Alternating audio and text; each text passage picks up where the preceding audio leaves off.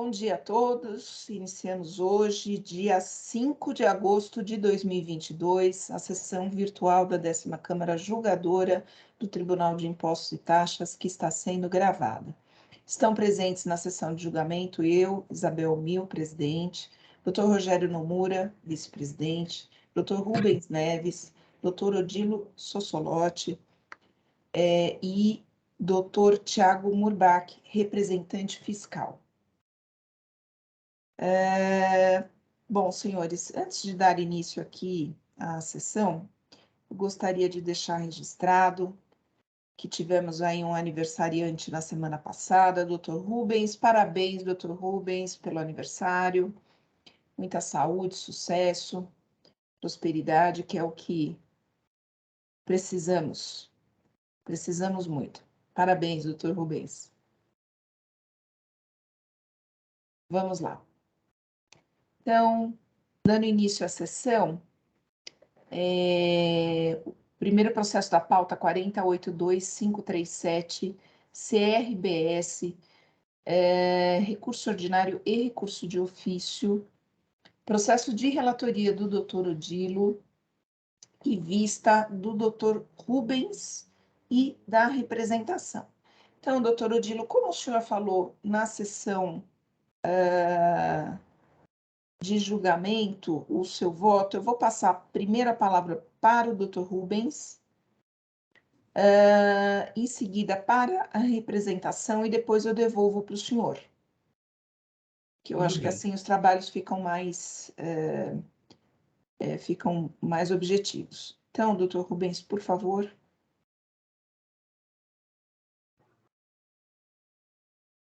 processo se trata de crédito indevido, imposto, crédito lançado diretamente na apuração do imposto, sem suporte em documentação fiscal. O contribuinte foi autuado e veio, então, apresentar parcialmente a documentação durante o processo.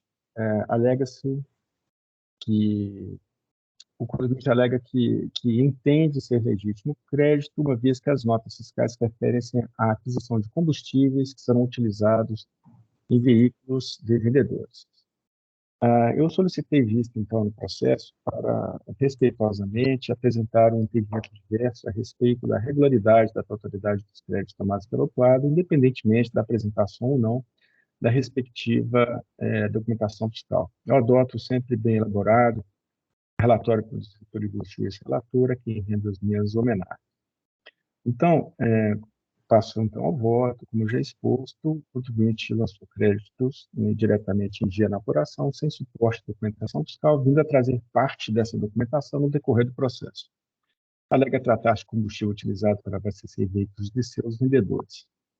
E ele alega ainda que dispõe na decisão normativa CAT 1, que é autorizado o crédito de combustível utilizado na comercialização em veículos empregados pelos setores de compras e vendas do estabelecimento, veículos próprios, com a finalidade de retirar os insumos de mercadorias ou para promover a entrega das mercadorias, objeto de industrialização ou comercialização.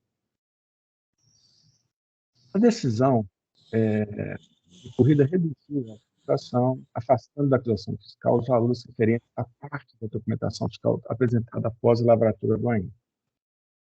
Então, eu vou aqui apresentar o que consta na decisão normativa CAT 1 de 2001, na parte que nos interessa aqui. Tá bom? Então, no item 3, ela diz o seguinte: diante das normas legais e regulamentares atrás citadas, dão direito ao crédito do valor do imposto as seguintes mercadorias entradas ou adquiridas ou serviços tomados pelo contribuinte. Item 3.5. Combustível utilizado no acionamento, entre outros, de máquinas, aparelhos, equipamentos utilizados na industrialização, comercialização, geração de energia elétrica, produção rural, prestação de serviços de transporte, natureza, exceto os de transporte pessoal. E essa DNCAT cita o artigo 20, parágrafo 2º da Lei Candir, da Lei Complementar 8796, exceto de transporte pessoal, empregados na prestação de serviço de transporte etc., na geração de energia elétrica, na produção rural e os empregados pelos setores de compras e vendas do estabelecimento em veículos próprios com a finalidade de retirar os insumos ou mercadorias ou para promover a entrega das mercadorias. Tá? Então, a norma voltando ao voto, a norma que veda o direito ao crédito na aquisição de combustível consumido em veículos de transporte pessoal, percebe-se que essa norma veda isso, é o cenário do caso exato. Há veículos que são utilizados na comercialização, quais sejam aqueles veículos que atuam na efetiva comercialização da mercadoria, como os caminhões que transitam carregados, realizam vendas incertas, emitindo nota fiscal no momento de sua eventual concretização. Há também os veículos do próprio estabelecimento que realizam a entrega da mercadoria vendida ou retiram no estabelecimento do fornecedor mercadorias a serem revendidas ou insumos a serem aplicados na industrialização. Há direito ao crédito em relação ao combustível consumido em tais veículos nesse contexto. E há veículos que são empregados no transporte pessoal de vendedores e representantes comerciais que simplesmente visitam clientes, participam de feiras, promovem seus produtos, efetivam propostas comerciais, entregam amostras, etc. Nesse caso, não há direito a crédito na aquisição de combustível, pois a vedação é expressamente determinada na norma acima, apontada pelo próprio contribuinte como fundamento para a tomada dos créditos. Ainda que a atividade dos vendedores seja necessária à realização das vendas, assim como a atividade do setor administrativo, por exemplo, os veículos por eles utilizados em seu transporte pessoal não estão sendo empregados diretamente na comercialização da mercadoria, mas em uma atividade preparatória para essa comercialização. Não se trata de transporte da mercadoria vendida. Cabe esclarecer que somente após a lavratura do auto de infração, com a apresentação dos documentos da defesa, restou claro que o combustível foi utilizado no transporte pessoal de vendedores da empresa, e não em veículos de vendas. O autuado alegou, durante a ação fiscal, que o combustível teria sido empregado em veículos de vendedores. Isso pode se referir a veículos de transporte pessoal de vendedores, que é de fato o que ocorreu, como também pode se referir a situações anteriormente mencionadas, ou seja, veículos que, carregados de mercadoria, realizam vendas a destinatário certo, sendo que o ocupante desse veículo é o vendedor. Desta forma, a situação só se definiu após a lavratura do auto de infração, de forma que cabe ao fisco o direito de, nesse caso, verificar a regularidade da tomada do crédito em questão, mesmo após a apresentação parcial da respectiva documentação fiscal. Portanto, o contribuinte não possuía o direito de se apropriar dos créditos referentes ao presente AIM, sendo assim totalmente procedente a acusação fiscal. Vejamos, então, a ementa do acórdão preferido na Câmara Superior no AIM 30.67.745, diz o seguinte: ICMS, crédito indevido pela não apresentação das primeiras vias das notas fiscais, falta de exibição das primeiras vias das notas fiscais. As cópias autenticadas das primeiras vias foram aceitas e as exigências fiscais relativas a essas notas fiscais foram excluídas. Algumas glosas de crédito foram mantidas pelo fato de que os materiais são de uso ou consumo do estabelecimento. Alterar essa conclusão demandaria o reexame de provas, etc, etc, etc. Então, foi uma decisão onde algumas notas, a acusação era de crédito devido por falta de apresentação das notas fiscais. Algumas notas fiscais foram apresentadas no processo, mas se referiam a material de uso e consumo. Então, o crédito manteve-se a glosa do crédito em relação a essas notas fiscais. Tá? Ainda que a acusação fosse pela falta de apresentação das notas fiscais, poderia, então, supor que, apresentada a nota fiscal, perdeu-se o objeto da acusação. Mas o fisco se reserva o direito de fazer uma análise posterior, porque, senão, naquela época do papel, qualquer contribuinte poderia se creditar à vontade, em situações que não dão direito a crédito, se recusar a apresentar a documentação fiscal à fiscalização, receber uma auto de infração por crédito indevido pela falta de apresentação das notas e apresentar essas notas no processo e falar assim, olha, não, perdeu o objeto, a acusação não é essa, de falta de apresentação, eu apresentei agora, então, fim de papo. Então, por isso que o fisco se reserva esse direito de fazer uma análise, né? Apresentou tudo bem, mas essa situação dá direito ao crédito? Não, então, vamos manter a glosa. Então, há ainda uma ementa de um outro acórdão proferido em recurso especial no AIM 31.58.229, que diz o seguinte: ainda crédito indevido decorrente da não apresentação do primeiro via da nota fiscal. Esta Câmara Superior tem admitido outros meios de prova para comprovação do direito ao crédito. Apenas a cópia de outra via da nota fiscal não é suficiente para a devida comprovação da efetividade. A decisão do recurso ordinário aceitou cópias de outras vias das notas fiscais, mas não emitiu qualquer juízo de valor acerca da efetividade das operações comerciais, e determinou o retorno dos autos para complementação do julgado. Quer dizer, a Câmara Ordinária apenas aceitou as notas e cancelou o auto. A Câmara falou assim, olha, não basta apenas apresentar as notas, você tem que olhar outros dados também, se naquele caso lá, se as operações efetivamente ocorreram, né? Se há direito a crédito, ainda que a papelada tenha sido apresentada durante o processo. Então, é isso que eu apliquei aqui nesse caso, ainda que ele tenha apresentado as notas fiscais durante o processo e não antes, né? Já é uma coisa questionável, o que deixou para apresentar aqui e não apresentou lá? Então, ainda que ele tenha apresentado, eu entendo que, nesse caso, não há direito a crédito à aquisição de combustível utilizado em veículos de transporte pessoal. Então, eu dou integral provimento ao recurso de ofício, né, restabelecendo o que foi afastado na decisão de defesa, e acompanho o ilustre relator no recurso ordinário. Então, a minha decisão restabelece o auto de infração. Senhores, o meu voto. Já vou... não, eu preciso aguardar o registro do voto relator para registrar o meu. Doutor Rubens, parabenizo pelo voto. Obrigada pela objetividade. Eu vou passar a palavra para a representação. Não sei se a representação quer falar alguma coisa a respeito, porque eu estou vendo que ela segue na mesma linha do doutor Rubens. Mas passo a palavra para a representação e depois eu devolvo para o doutor Odilo. Bom dia, presidente. Bom dia, demais membros da Câmara. Parabenizo o doutor Rubens aí pelo excelente voto. Creio que foi muito feliz nessa questão do transporte pessoal, né, e de diferenciar veículos de venda de veículos de vendedores, né? Acho que esse é um ponto crucial aqui para o deslinde do caso. Presidente, só quero trazer, assim, resumidamente, alguns pontos que a representação colocou no seu parecer em vista, tá? Eu ressalto que não fui eu que redigi o parecer, então eu não tenho domínio ainda sobre todo esse conteúdo aqui. Mas a primeira coisa é a anulidade da decisão, né, preliminarmente, que a representação ela pede, da decisão de primeira instância, né? Porque tem aquela questão que já foi até mencionada, que ela teria extrapolado a matéria que foi devolvida para ela, né? Então, teve um primeiro recurso ordinário. O recurso ordinário falou, olha, anule-se a decisão de primeira instância para que ela aprecie os itens de K.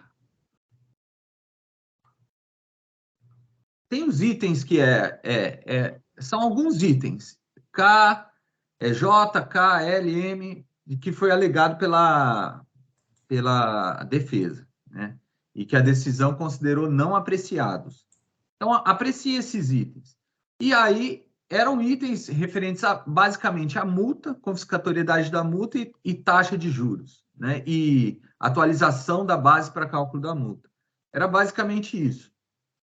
E aí o julgador ele entrou numa nova análise de mérito, né? Ele converteu, fez 6 diligências, né, para uma nova análise de mérito, né?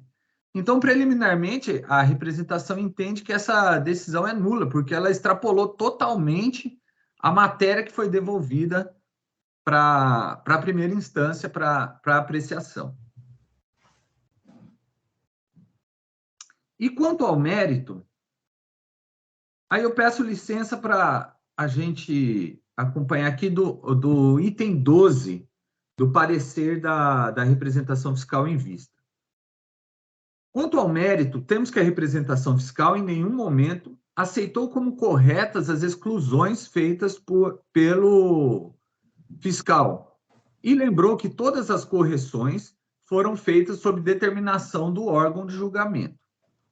Ainda que a representação expressasse concordância com as exclusões precedidas pelo fiscal, isso não afastaria a análise da matéria pela Câmara Julgadora, porque caso isso não seja feito, enseja falta de fundamentação da decisão. Nesse sentido, entendemos que há de ser analisada a questão da legitimidade do crédito objeto desse AIM, como bem ponderou o Dr. Rubens.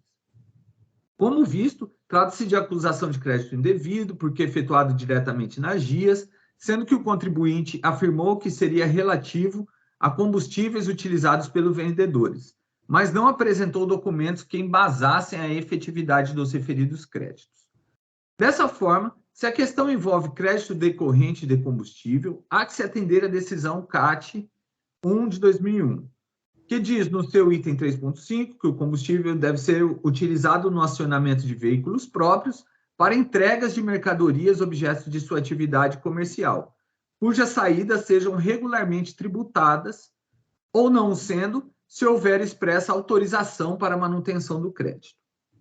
E na nota 3, que não havendo destaque do valor do imposto no documento em razão da retenção procedida em fase anterior da comercialização do combustível, por contribuinte substituto, o aproveitamento do respectivo crédito fiscal deve seguir o que determina o artigo 272 do RICMES, calculando o valor correspondente mediante aplicação da alíquota interna sobre a base de cálculo, que seria atribuída à operação própria do remetente, caso tivesse submetida ao regime comum de tributação. Aí reproduz o texto da decisão normativa CAT. Tá?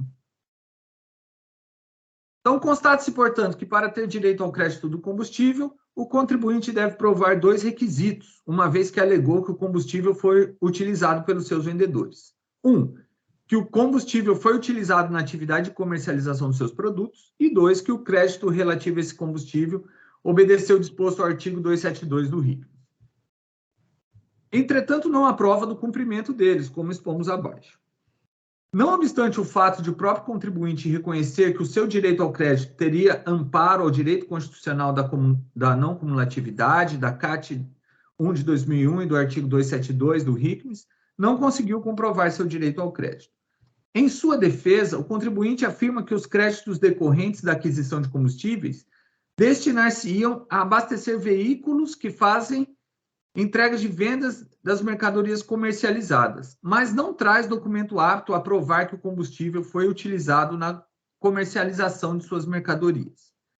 Além das notas fiscais omitidas por revendedores de combustíveis, trouxe também relatórios emitidos pela empresa Ticket Serviços, que identifica alguns usuários, mas não identifica qualquer veículo. Portanto, o requisito 1 não está atendido. Em resposta à notificação, o contribuinte elaborou uma planilha que conteria as notas fiscais objeto do crédito. Contudo, ele indica que se apropriou do valor integral de 25% do valor da nota fiscal. Por exemplo, a nota fiscal 1207, cujo valor seria de R$ 320, o crédito foi igual a R$ 80, não a cópia dessa nota fiscal. O mesmo ocorre com a nota 268, cuja cópia está à folha 156. Trata-se de gasolina comum. Aliás, todas as notas juntadas que seriam referência à planilha são de gasolina comum. Em sua defesa, o contribuinte também juntou notas fiscais que comporiam o crédito efetuado, e trata-se de gasolina comum, que é mercadoria sujeita a ST. Portanto, o crédito deveria ser feito não no valor integral de 25%, mas conforme dispõe o artigo 272, isso é, calculando-se o valor correspondente, mediante aplicação da alíquota interna sobre a base de cálculo, que seria atribuída à operação própria do remetente, caso submetida ao regime comum de tributação. Também em sua defesa, o contribuinte apresentou planilha semelhante à apresentada pela fiscalização e novamente indica ter efetuado o crédito à alíquota de 25%, que está incorreto. Então, também não está atendido o requisito 2. E aí, diante disso, a representação pede o provimento do recurso de ofício. Então, basicamente, né, é a questão da nulidade, é a questão de veículos de vendas versus veículos de vendedores, como bem expôs o Dr. Rubens, eu acho que esse é um argumento é difícil de ser derrubado, né? É muito bem colocado mesmo. E também a representação narra essas questões quanto aos cálculos. Olha, ele se creditou de 25% do integral, e não era sobre isso, né? Era sobre o valor da operação própria do remetente. Então, ainda assim, ele se creditou a mais, né? Então, essa planilha não está totalmente correta. Então, basicamente, é isso que a representação, os argumentos da representação, pedindo o provimento do recurso de ofício. Obrigado, presidente, pela palavra. Agradeço a representação, parabenizo pelo que foi pontuado. Doutor Odilo, o senhor entendeu pelo não provimento do recurso de ofício e não provimento do recurso ordinário, é isso? Deixa eu só ver aqui que eu não abri o arquivo. Bom, de acordo aí com a manifestação, com o voto de vista do Dr. Rubens, o senhor vai manter o seu voto? Eu vou manter o meu voto porque eu tenho um entendimento um pouco diferente. Quando a lei complementar no artigo 20 fala veículo de transporte de pessoal, eu entendo que é o transporte da pessoa para a empresa e vice-versa. Agora, o veículo utilizado pelo vendedor na atividade de vendas, eu entendo que não é exatamente aquela situação da lei complementar que é vedado o crédito, inclusive do ativo imobilizado, né? É vedado o crédito do ativo imobilizado do veículo de transporte de pessoal. Mas eu entendo que a atividade de vendas ela daria o direito ao crédito.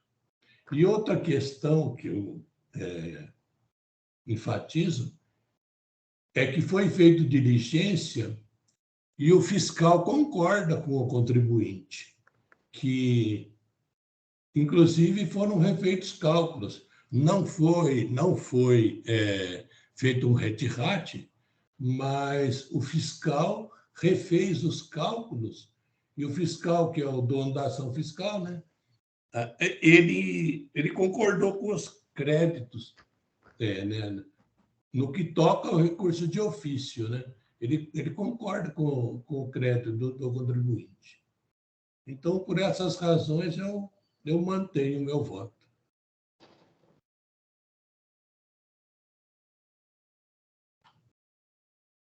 Entendi. Obrigada, doutor Odilo. Bom, o doutor Rogério... Eu vou ter que registrar de novo, doutora?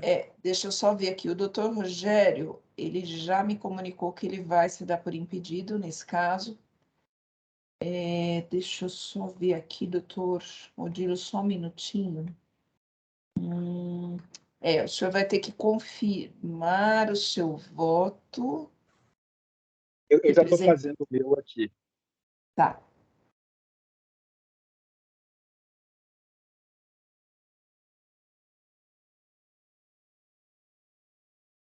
Acho que já foi. Já. Então, o doutor Rubem já está aqui. Só uma pequena observação. Transporte de pessoal, eu nem entrei no mérito aqui, tá? Assim, se está transportando pessoas, buscando funcionários ou não, eu nem analisei essa situação. Aqui o caso é transporte pessoal, né? Transporte da própria pessoa, e não transporte de pessoal. Aí seria uma situação, eu entendo, diferente. É que o transporte de pessoas ele está fora do objeto da empresa. Então, não há direito ao crédito nem do ativo imobilizado desses veículos, né? Tá certo. Mas eu entendo que transporte pessoal não é a atividade que o vendedor exerce quando ele pega o carro para fazer vendas, né? É o meu entendimento. Sim. Eu posso, né, doutora, confirmar aqui, né? Pode.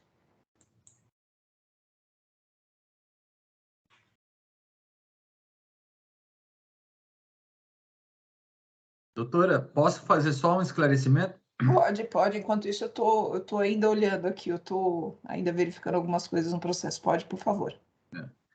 Com base aqui no que o doutor Rubens grifou aqui no seu voto, ele fala que é admitido crédito dos veículos empregados nos setores de compra e vendas do estabelecimento em veículos próprios, com a finalidade de retirar os insumos ou mercadorias, ou para promover a entrega de mercadorias. Então, eu entendo que, diante dessa norma, por ser uma decisão normativa CAT, o fiscal, ele, ainda que esse esclarecimento tivesse sido prestado antes do AIM, né? Olha, foram dos nossos vendedores. O fiscal ele estaria vinculado a lavrar um auto de infração diante da norma, né? Então, só para deixar isso claro, né? Que mesmo que tivesse tido esse esclarecimento da lavratura, ele estaria a lavratura do AIM. Obrigado.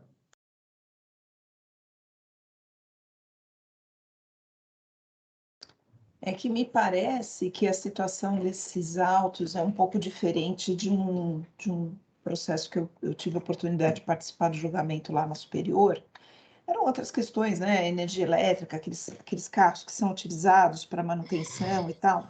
Parece que é bem a conclusão. Eu estou falando a respeito da conclusão, não logicamente da atividade, né? Mas me parece que distingue bastante do que a Superior, que inclusive reconheceu os créditos nesses casos, né? Me parece que a situação aqui escapa aquela situação de julgamento lá da Superior. Então, doutor Odilo, eu vou pedir vênia para o senhor. O seu voto está muito bem fundamentado, mas nesta situação eu vou acompanhar o doutor Rubens relativamente aí a divergência praticamente é só do recurso de ofício, então eu vou acompanhar o doutor Rubens, tá bem? Mas eu parabenizo o senhor pelo voto, excelente, intocável, mas nesse particular eu vou acompanhar o doutor Rubens, tá bem?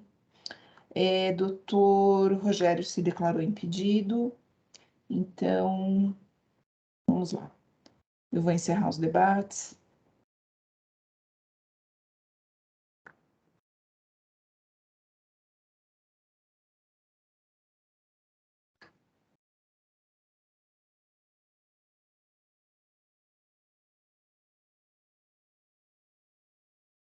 Verificando o quórum.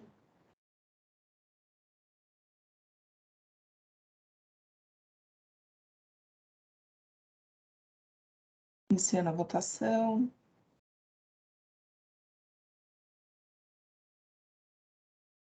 Só eu vou votar, né? Bom, então, vamos lá. O processo 48.2537, o recurso ordinário foi conhecido e não provido, o recurso de ofício foi conhecido e provido, vencendo o voto do doutor Rubens.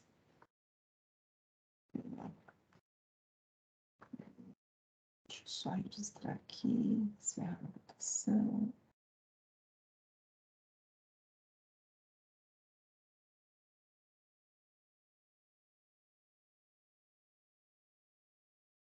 Encerrar o julgamento. Ok.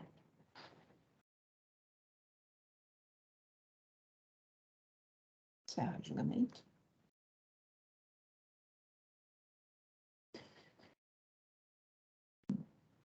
Questão antecedente.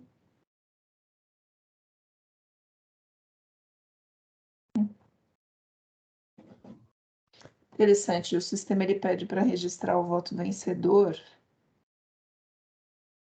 Bom, tá certo. Então, conhecido, recurso ordinário conhecido, não provido, recurso de ofício conhecido e provido. Voto condutor, doutor Rubens. Registrar voto. Gravar.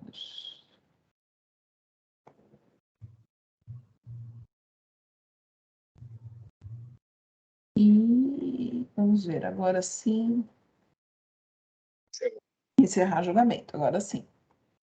Voto registrado. Muito bem. Então, vamos para o segundo e último processo da pauta, 41.24029, Auto Posto Conveniências Unicar, processo de relatoria do Dr. Rubens. Dr. Rubens, não temos inscritos para sustentação oral. Se o doutor quiser fazer um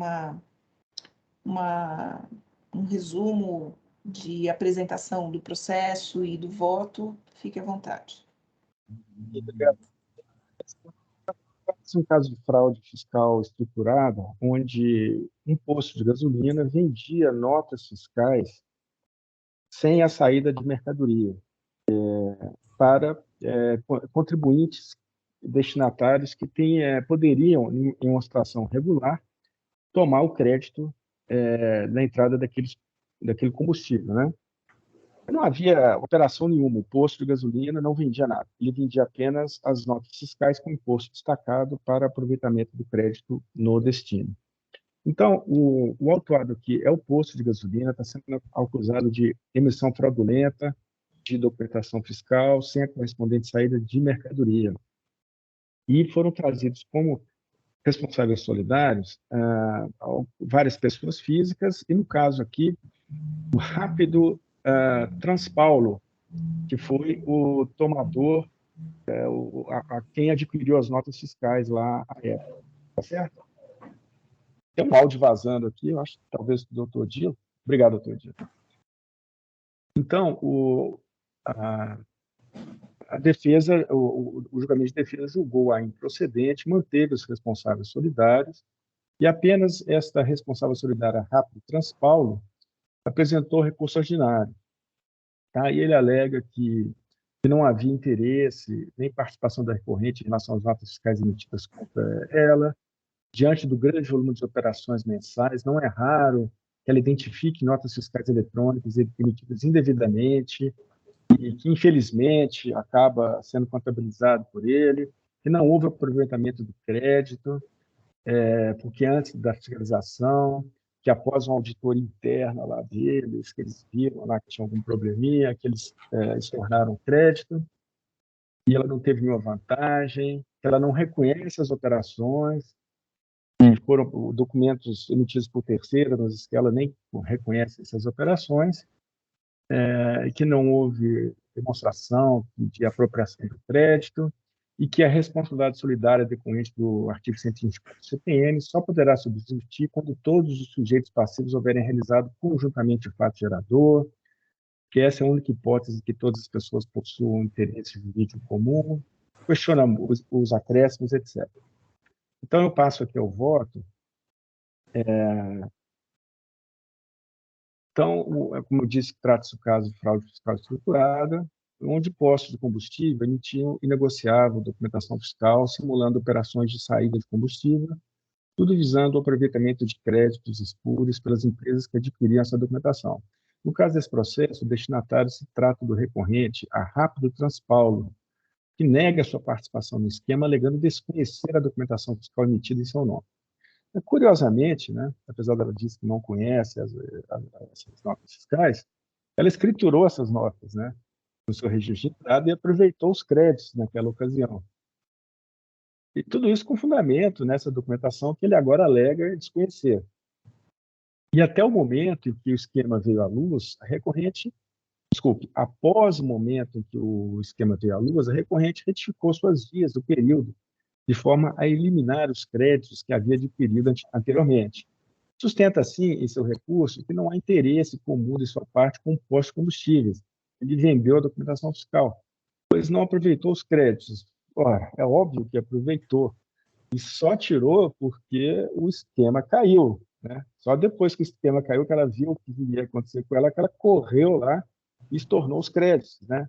E agora diz, olha, eu não aproveitei os créditos, eu nem conheço essas notas fiscais, isso aí foi um sujeito que emitiu meu nome, mas eu não tenho nada a ver com isso.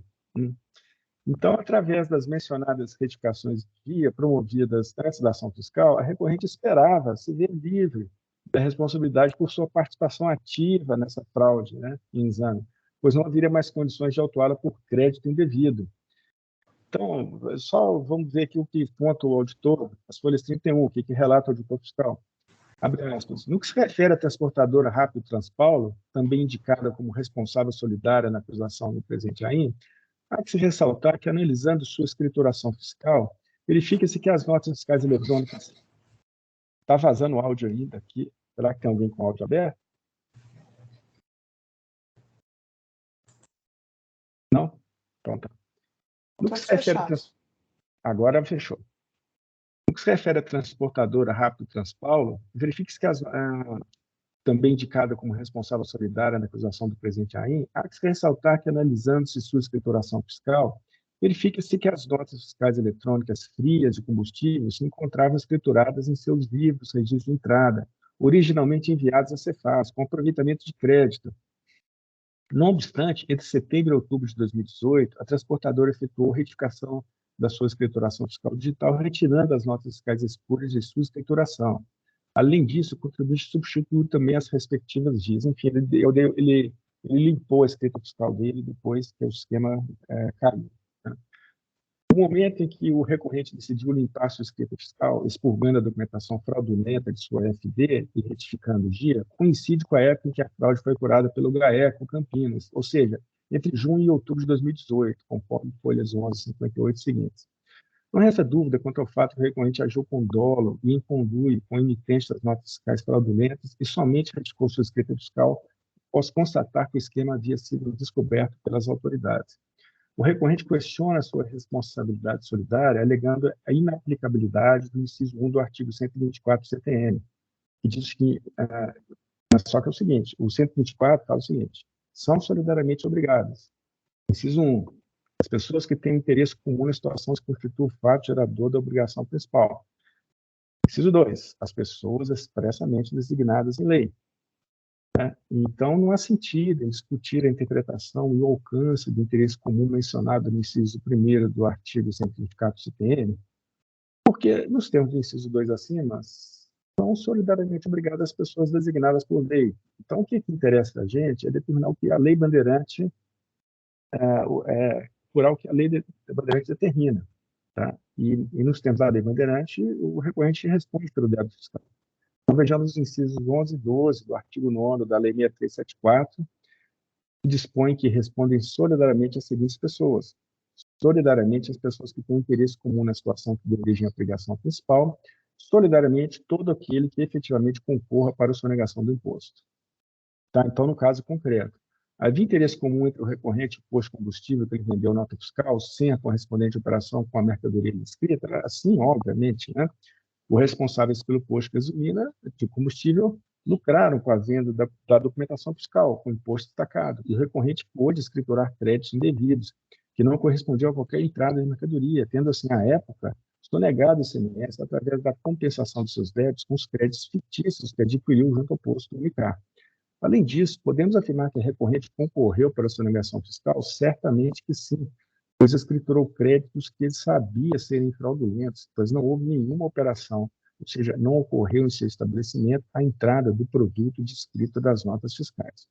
Como já bem explanado, o recorrente comprou créditos de ICMS fraudulentos através da aquisição de documentação fiscal que não correspondia à entrada de mercadoria. É diferente do que se refere ao presente processo, que o recorrente tem retificado suas guias antes da ação fiscal, pois o mesmo responde aqui solidariamente pelo débito fiscal do posto unicar, e não pelos créditos que escriturou à época. Multas na lei, atualização súmula 13.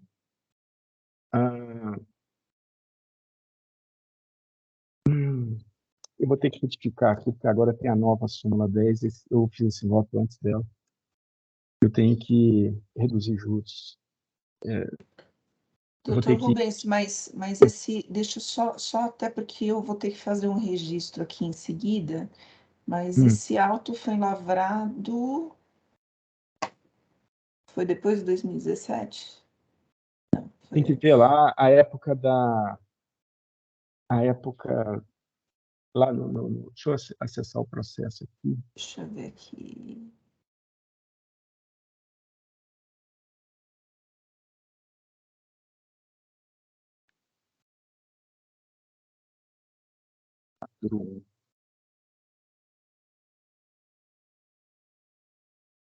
O doutor Rubens está citando a súmula 10, mas eu acho que na redação antiga, né?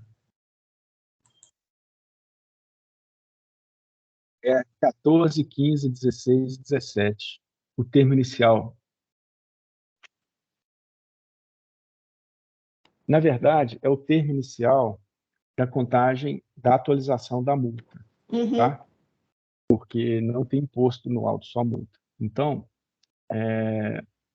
eu vou ter que dar o que ele está pedindo. Eu peço, então, licença rapidamente aqui para editar o voto, porque ele tem que atualizar a multa pela Selic agora. Eu vou pedir licença para editar o voto.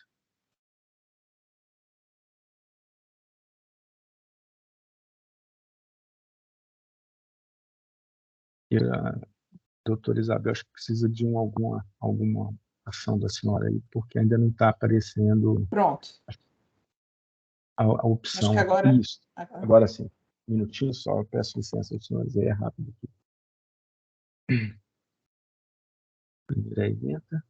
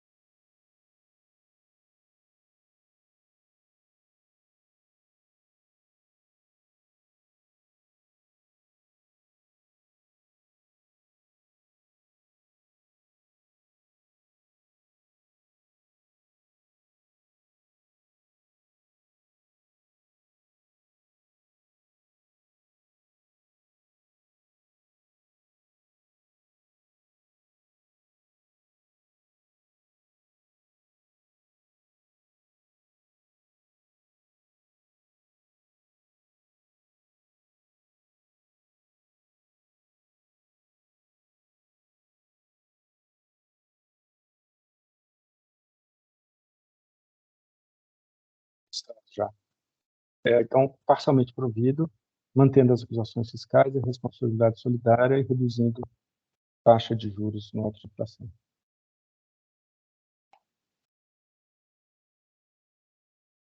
Doutor Rubens, parabenizo pelo voto e pela análise do caso. Doutor Rogério. Presidente, sem considerações, eu vou acompanhar o voto do doutor Rubens.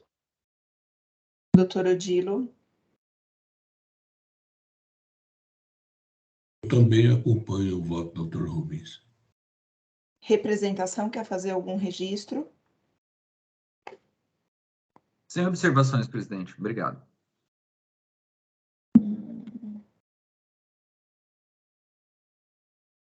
Doutor Rubens já fez aqui as correções. Ok. Bom, senhores, então eu vou encerrar debates. Verificando o quórum.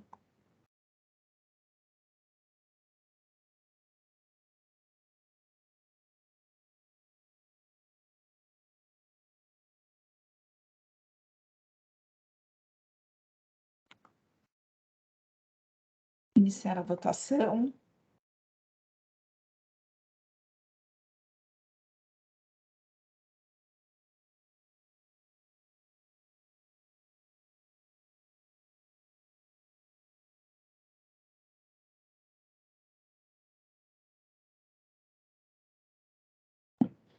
Então, o processo 41.24.029, o recurso ordinário foi conhecido e não provido. Vamos encerrar a votação.